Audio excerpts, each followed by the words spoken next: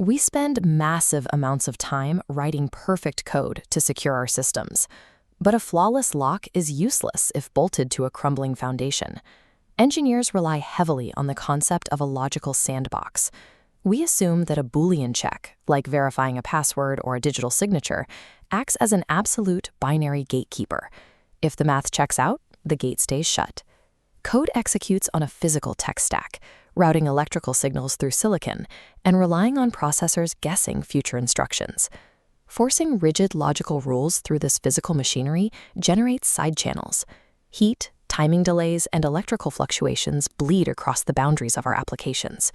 To understand modern exploits, you must look past the code itself and track how attackers bypass software abstractions by targeting the execution environment underneath them. Engineering for security requires an understanding of the machine's physics, ensuring that electrical behavior and clock cycles never override the logical intent of the code. Let's start at the absolute bottom of the stack, the physical hardware.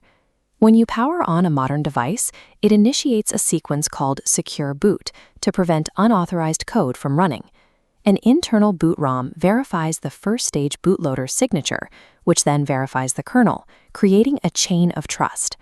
However, debug interfaces left open on production boards allow an attacker to skip the line, bypassing the cryptographic checks entirely. The most powerful of these is JTAG. This hardware interface provides raw, low-level execution control, allowing someone to step through code line by line and read or write memory directly. A secondary hardware interface often left exposed is UART, or Universal Asynchronous Receiver Transmitter. It provides a serial console that can grant administrative access the moment the system wakes up. We saw this physical vulnerability weaponized in 2012 against the Barnes & Noble Nook tablet. Attackers connected to the exposed UART port and interrupted the bootloader. They used a simple memory write command, mw.l, to overwrite the specific memory address handling the signature check with an ARM no operation instruction.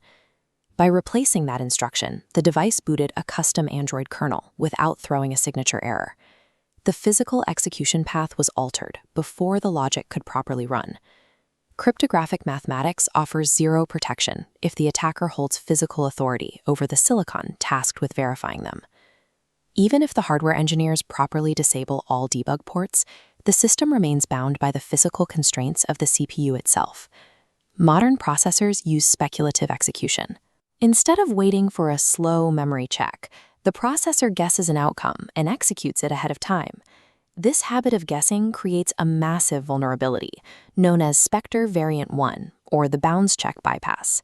If an attacker tricks the processor into guessing the wrong path at a security boundary, the CPU temporarily executes unauthorized instructions.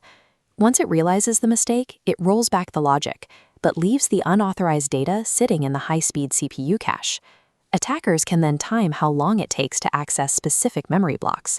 If the access is extremely fast, they know the data was cached, allowing them to leap across trust boundaries. To defend against this, developers rely on compiler-level mitigations, specifically flags like the Microsoft C++ compiler's /Q Spectre.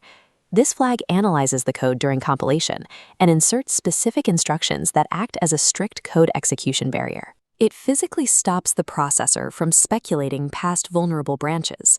Perfect software logic fails if it is compiled blindly onto processors that leak internal state through their own optimization routines.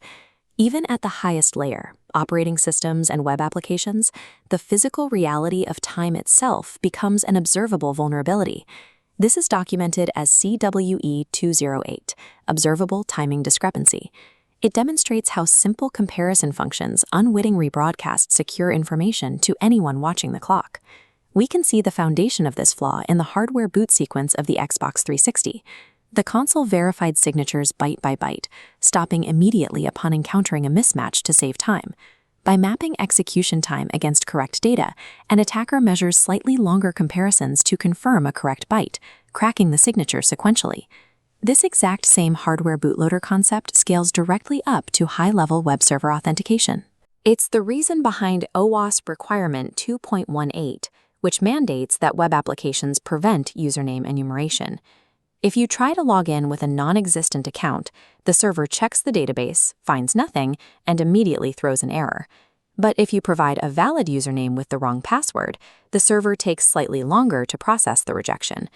When servers use computationally heavy password hashing algorithms like bcrypt, that tiny time discrepancy acts as a magnifying glass. The delay becomes large enough that an attacker can observe it over the internet, confirming exactly which usernames exist. Whenever an application prioritizes processing speed over constant time execution, it inevitably turns time into a measurable data leak. Attackers rarely play by the rules of abstract code. They bypass the logic by attacking the physical board, the speculative processor, and the observable clock. Securing a system requires defense-in-depth mitigations across every layer of the architecture.